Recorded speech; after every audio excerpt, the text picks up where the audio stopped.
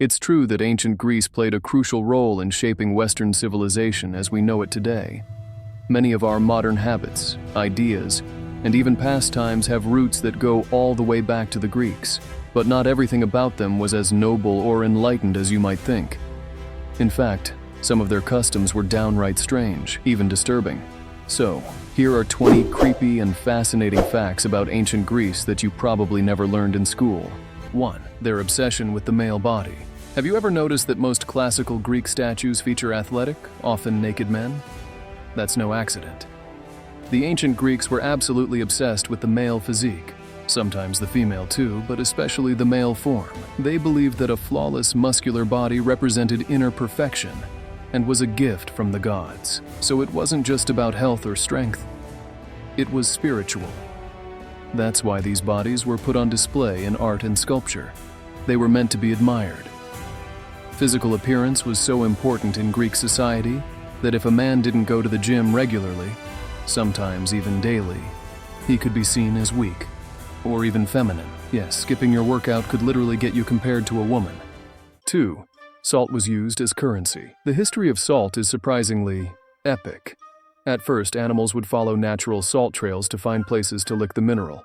Then humans followed those same paths, turning them into roads. Eventually, settlements popped up around these salt-rich areas. As humans shifted from a protein-heavy diet to grain-based foods, they needed more salt to survive. But it wasn't easy to come by, and that scarcity made it incredibly valuable. For the ancient Greeks, and later the Romans, salt wasn't just a seasoning or preservative. It was also used for healing wounds and preventing infections. That's why the Latin word for salt, sal, is closely linked to Hygeia, the goddess of health. Salt became so valuable that it was actually used as a form of currency. In fact, part of a Roman soldier's wages was paid in salt. That payment was known as salarium argentum, which is where we get the modern word salary. 3. Yo-yos were a big deal. You might think the yo-yo is just a modern toy, but its origins go way back, all the way to ancient Greece. The Greeks didn't just play with yo-yos, they practically worshipped them. They even included them in their art and pottery, making sure this simple toy would be remembered for generations. The earliest known image of a yo-yo comes from a Greek vase dating back to the 5th century BCE, showing a child playing with one of the world's oldest toys, second only to dolls. Back then, yo-yos were made of wood, metal, or clay, but they weren't just toys. Some historians believe they were used as ritual offerings to the gods, or as part of a coming-of-age tradition for young boys. Interestingly, the yo-yo likely originated in China before making its way to ancient Greece and the Philippines, eventually becoming the globally loved toy we know today. 4. The handshake started in ancient Greece. Think a handshake is just a casual greeting or a business gesture. Think again. This everyday custom has roots deep in ancient Greece. Instead of bowing, which implied submission, the early Greeks would extend their hands to one another to show equality. More importantly, it was a way of proving that neither person was carrying a weapon. One of the earliest depictions of a handshake is carved into a funeral stone on display at the Pergamon Museum in Berlin. It clearly shows two soldiers shaking hands, dating all the way back to the 5th century BCE. And it wasn't just commoners. Gods were shaking hands too. At the Acropolis Museum in Athens, there's a column base showing Hera, wife of Zeus, shaking hands with Athena, the goddess of wisdom. So yeah, handshakes go way back, and few have carried as much symbolic weight since those ancient soldiers, except maybe the historic moment in 1993, when the Israeli Prime Minister and the leader of the Palestine Liberation Organization shook hands during the Oslo Accords. 5. Diagnosing illness by tasting earwax. The ancient Greeks were way ahead of their time in many areas. Government, philosophy, and of course the invention of the Olympic Games. But their medical practices? Let's just say, not for the faint of heart. Take Hippocrates, the so-called father of medicine. He had a particularly gross method for diagnosing illnesses, tasting his patient's earwax. Yes, you heard that right.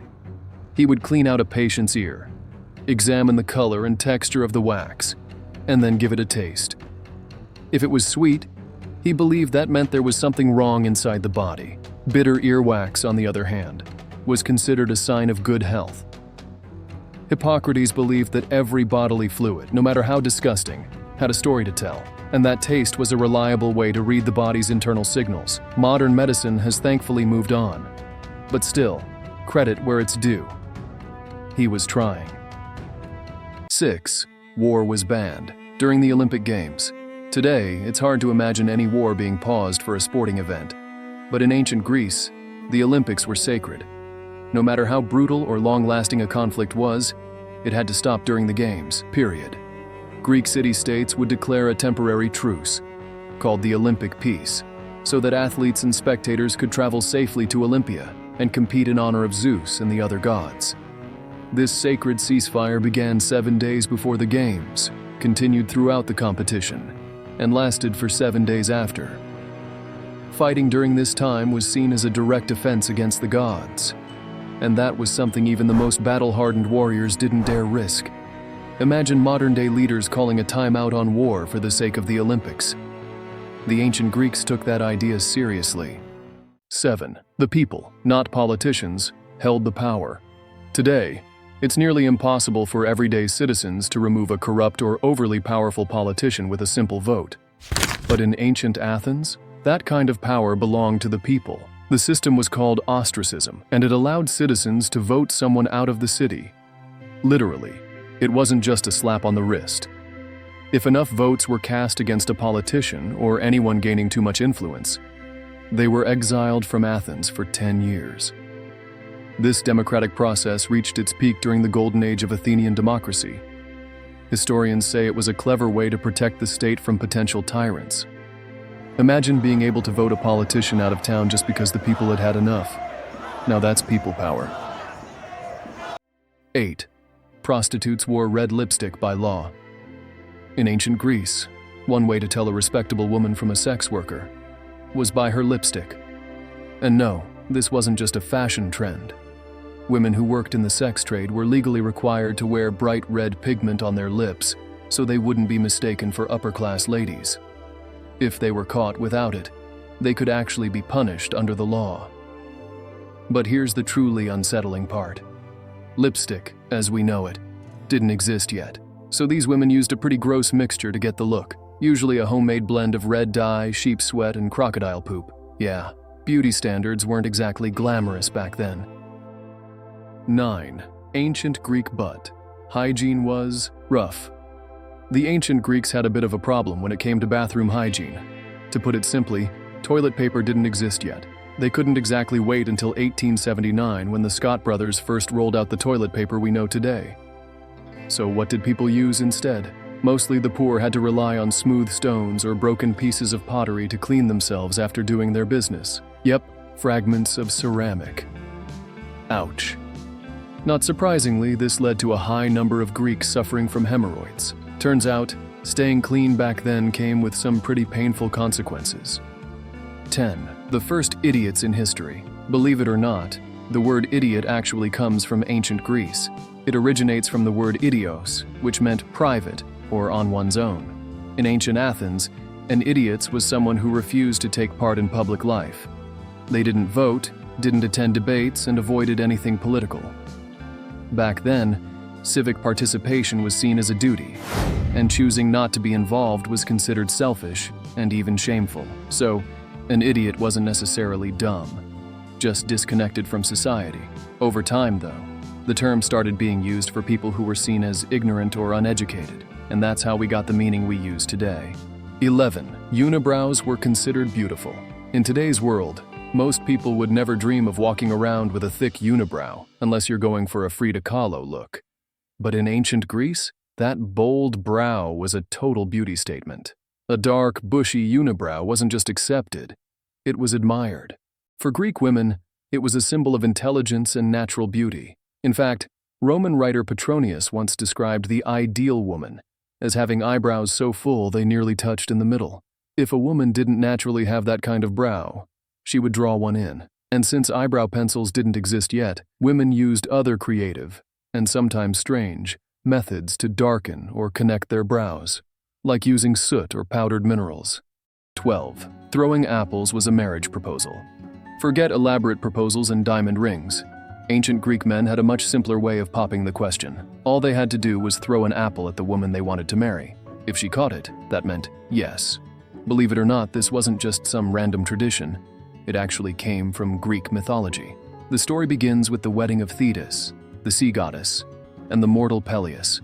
It's a long tale full of gods, jealousy, and golden apples. Don't worry, we'll cover it in another video. But over time, the apple came to represent fertility, passion, and feminine beauty. So tossing one at someone wasn't an insult. It was an ancient way of saying, I want you to be my wife. 13. Athlete sweat was considered divine. The ancient Greeks didn't just admire their athletes. They practically worshipped them. Their bodies were seen as gifts from the gods, and anything that came off of them, including sweat, was believed to hold divine power. After training or competing, which they did completely naked by the way, assistants would scrape the athletes' bodies with a tool called a strigil to remove dirt and sweat, but they didn't throw that sweat away. They collected it in small bottles and sold it as medicine. Yes, literal bottles of athlete sweat. It was believed that this holy liquid could relieve pain or cure various physical ailments. Let's just say, ancient marketing was ahead of its time, but from what we know, the reviews in ancient Greece weren't exactly glowing. 14. Women's breasts were called melons. Slang for body parts has been around forever, and ancient Greece was no exception. The Greeks used the word melon to refer to many kinds of exotic fruits, but when they said melons in the plural form, they were talking about women's breasts. That's right, the fruit metaphor has been around since ancient times, and back then, it wasn't considered offensive or disrespectful. It was just part of the language. So the next time someone uses melons as a euphemism, remember, it's not new, it's ancient. 15. Wives were literally locked up. When ancient Greek men went off to war, they didn't just lock up their valuables, they sometimes locked up their wives too, to ensure their wives wouldn't cheat on them, especially with household slaves. Some husbands used early versions of chastity belts. Yes, actual devices designed to prevent sexual activity while they were away. There were various models, some more brutal than others. Some belts had small openings lined with sharp spikes, making any unwanted contact painful and dangerous. Others were padded, supposedly to minimize harm, but not for comfort. The point wasn't kindness, it was control. These belts symbolized a husband's demand for chastity during his absence. Let's just say, love and trust weren't exactly the foundation of marriage back then. The 17. They mixed wine with water. Despite all the grand feasts and wild parties, getting drunk wasn't cool in ancient Greece. In fact, getting too tipsy was seen as barbaric, a loss of control that could ruin your social reputation. So, to avoid getting sloppy, the Greeks came up with a simple trick. They always mixed their wine with water. A common ratio was 4 parts water to 1 part wine, just enough alcohol to loosen up without going overboard. Being drunk in public was frowned upon, especially among the upper class. Staying sharp, respectable, and in control was key to surviving Greek society. In other words, if you blacked out at a party back then, you weren't just embarrassed, you were uncivilized. 18. Democracy didn't last long. We often credit the ancient Greeks, rightfully so, as the inventors of democracy. And in 5th century BCE Athens, that system was revolutionary. Every male citizen had equal political rights, freedom of speech, and the chance to participate directly in government. But here's the twist. That groundbreaking democracy, it didn't even last 2 centuries. By 411 BCE, Athens had replaced democracy with an oligarchy, where a small group of elites held all the power. So while the Greeks gave us incredible architecture, theater, philosophy, and art, democracy remains one of their most enduring and influential gifts to the modern world, even if they didn't hold on to it for long. 19. Unworthy children were abandoned. The ancient Greeks often contradicted themselves. They championed freedom of speech and human dignity. Yet some of their parenting practices were shockingly harsh. When a baby was born, the father would inspect the child. If the baby showed any signs of deformity, illness, or weakness, he could legally abandon it in the street. Only the strong were seen as worthy of survival. And it wasn't just about health. If the baby was a girl, she might be left to die simply because boys were more valued. While this brutal custom is most commonly associated with Sparta, it was practiced in other parts of Greece as well. It's a dark reminder that not all ancient traditions were noble. 20. They invented the birthday cake. The birthday cake we all know and love, thank the ancient Greeks. While the Egyptians were the first to celebrate a ruler's birth as a god, it was the Greeks who introduced the concept of a cake into the celebration. They baked round cakes as offerings to Artemis, the goddess of the moon. The round shape symbolized the moon, and the candles were meant to make the cake glow like her celestial light. Over time, the custom evolved, but that tradition of lighting candles and making a wish started right there, in ancient Greece. So next time you blow out your birthday candles, remember, you're taking part in a ritual that's over 2,000 years old. We hope you found this video as fascinating as we did. If you learned something new, or if you have your own fun fact about ancient Greece, drop it in the comments below. Don't forget to hit the like button and share this video with your family and friends so they can learn something creepy and cool too. And if you're new to the channel, go ahead and subscribe. We've got more wild history and mind-blowing stories coming your way.